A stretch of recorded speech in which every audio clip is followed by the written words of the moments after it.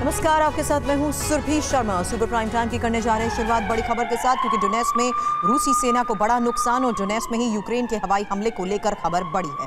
आपको बता दें, इसी हमले में रूसी कमांड सेंटर को भस्म करने का दावा किया जा रहा है। वहीं कमांड सेंटर में कई ऑफिसर्स उस वक्त मौजूद थे और कमांड सेंटर में रूसी सैनिकों की मौत को लेकर भी खबर है। पिछले 5 दिनों से रूस में धमाकों का दौर जारी है और यूक्रेन के लगातार हमलों से रूस को भारी नुकसान हुआ है। तेल डिपो, कारखाने, कई अपार्टमेंट तक को निशाना बनाया गया है और रूस की जमीन पर हमले का बदला पुतिन कैसे लेंगे, ये बहुत पहले ही नेटो को बता दिया गया था। अब नेटो के हथियारों से रूस की जमीन पर प्रहार के बाद आशंका यह है कि रूस अपनी खामोशी किसी बड़े धमाके से तोड़ेगा। लेकिन सवाल तो यही है कि क्या ये हमले यूक्रेन की सीमा तक ही सीमित रहेंगे या फिर नेटो से बदला लेने के लिए बाल्टिक और नॉर्डिक देशों तक को धमाकों से दहलाया जाएगा।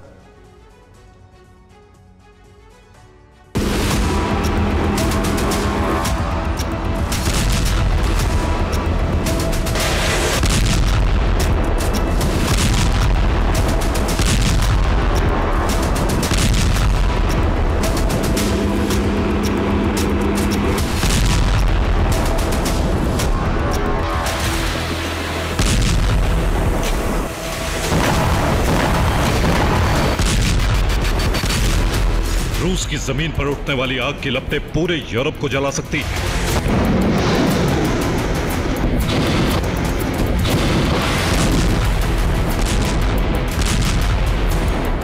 रूसी जमीन पर हो रहे धमाके यूरोप के कई देशों का सुकून छीन सकते हैं।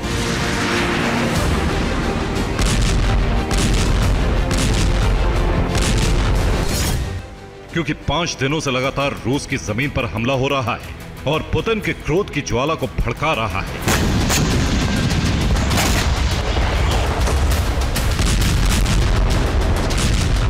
ये युद्ध में यूक्रेन की जबरदस्त वापसी है। हार की कगार पर जा पहुंचे यूक्रेन ने फिर दुनिया को चौंकाया है।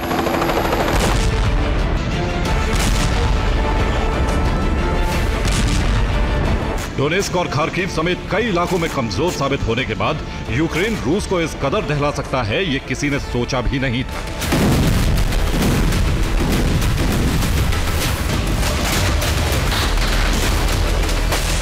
रूस के एंगल्स की यह आग 5 दिनों से यूं ही धधक रही है।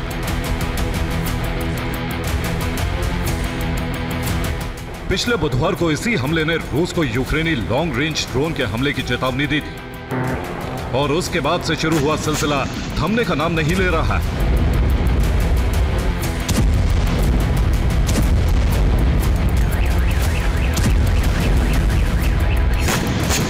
अब तातारिस्तान में यूक्रेन ड्रोन हमले से जोरदार धमाका हुआ। एंगेल्स की तरह ही यहां भी भयंकर आग लगी।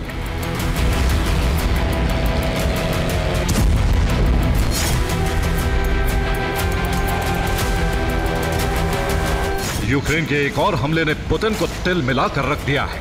यह हमला नोवोरोसिस्क बंदरगाह पर हुआ। बंदरगाह पर रूसी नेवी के युद्धपोत तैनात हैं। ड्रोन हमले के बाद बंदरगाह पर आग लग गई। नोवोरोसिस्क बंदरगाह पर 60 ड्रोन हमले हुए।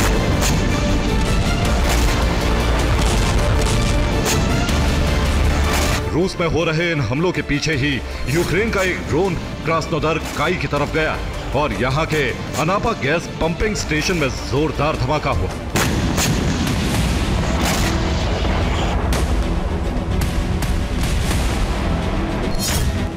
रूस के सारातोव प्रांत का एंगेल्स यूक्रेनी सीमा से 600 किलोमीटर दूर है। तातारिस्तान का तनेको यूक्रेनी सीमा से 1000 किलोमीटर दूर है।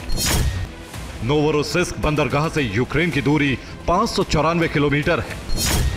क्रास्नोदर क्राई से यूक्रेन बॉर्डर की दूरी 590 किलोमीटर है।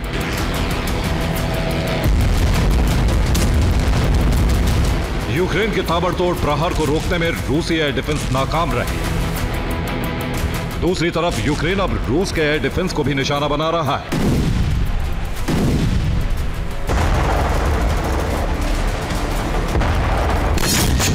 बेलगोरोद में रूसी एयर डिफेंस नष्ट हो गया। वोरोनिश में रूसी एयर डिफेंस भस्म हो गया। कुर्स्क में भी यूक्रेन ने रूस के एक एयर डिफेंस को भस्म कर दिया। हमलों का यह सिलसिला लगातार जारी है। इससे पहले पुतिन के होम टाउन को भी निशाना बनाया गया। यूक्रेन के हमले में रोस्तोव में हथियारों का एक गोदाम भस्म हो गया, तो वहीं सेंट पीटर्सबर्ग में रॉकेट फ्यूल बनाने वाली फैक्ट्री तबाह हो गई।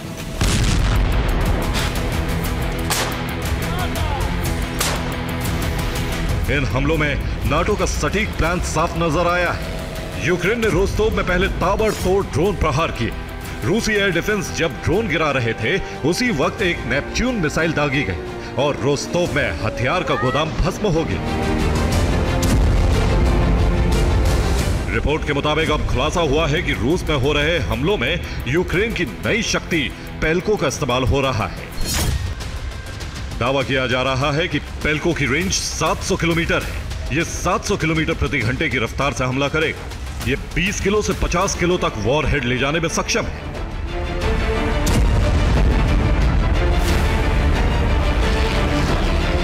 अब यूक्रेन के ऐसे हमलों के बाद ही पुतिन के बड़े प्रतिशोध का डर है, क्योंकि पुतिन अब यूक्रेन के साथ यूरोप में भी बारूद की बरसात कर सकते हैं।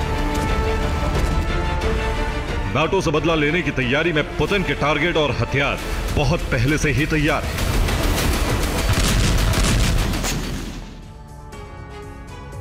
रूस का पहला टारगेट बाल्टिक देश बन सकते हैं, जिसमें लिथुआनिया, लातविया और एस्टोनिया को निशाना बनाया जा सकता है। इसके साथ ही रूस के हमले का दायरा और बड़ा होकर नॉर्डिक देशों तक पहुंच सकता है। रूस के हमले का खतरा नॉर्वे, फिनलैंड और स्वीडन तक हो सकता है। रूस का तीसरा टारगेट पोलैंड, रोमानिया और डेनमार्क जैसे देश भी हो सकते हैं, लेकिन बड़े देशों से बदला लेने के लिए युद्ध का दायरा ब्रिटेन, फ्रांस और जर्मनी तक फैल सकता है, क्योंकि इन्हीं देशों ने यूक्रेन को हथियारों की सप्लाई की है। हालांकि नेटो से जंग की तैयारी बहुत पहले से हो चुकी है। नॉर्थ सी में रूस के वॉरशिप हैं, यहां से यूरोप के जर्मनी, इटली, ब्रिटेन पर वो हमला कर सकता है। आर्कटिक सागर से रूस नॉर्डिक देशों पर हमले के लिए तैयार है। भूमध्य सागर में भी रूस के वॉरशिप तैनात है और यहां से अमेरिकी नेवी बेड़े पर हमला हो सकता है। आपको यह भी बता दें कि कैस्पियन सागर और बाल्टिक सागर में भी रूस ने सेना तैनात कर दी है और एशिया के मोर्चे पर प्रशांत महासागर और जापान सागर में भी रूसी सेना की मौजूदगी है। अब जापान सागर में चीन के जहाज भी रूस के साथ मौजूद हैं।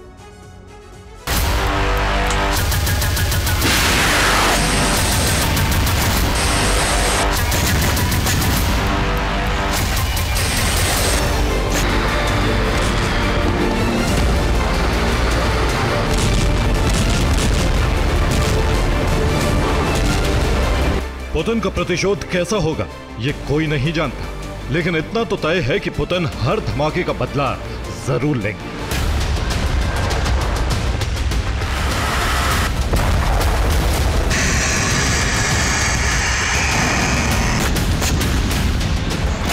यूक्रेन के इस हौसले की वजह नाटो देशों की बैठक को माना जा रहा है।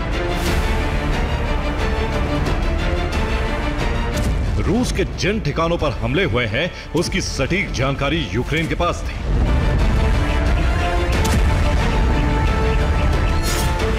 रूस को शक है कि पैक्लोड्रोन नाटो देशों की कोई मिसाइल है। यूक्रेन विदेशी हथियारों को अपना बता रहा है। नेपच्यून मिसाइल से भी रूस पर हमले हो रहे हैं।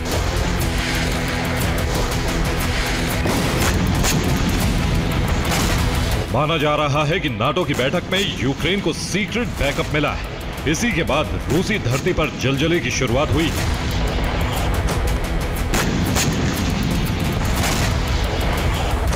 पुतिन के क्रोध का असर अब यूरोप में देखा जा सकता है।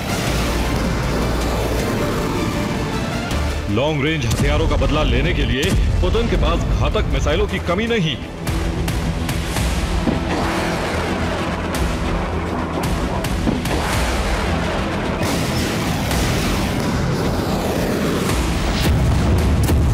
फिलहाल पुतिन यूक्रेन में बड़ी तबाही चाहते हैं और उम्मीद की जा रही है कि जिन जगहों से रूस पर हमले हुए हैं वहां रूस का मिसाइल प्रहार हो सकता है।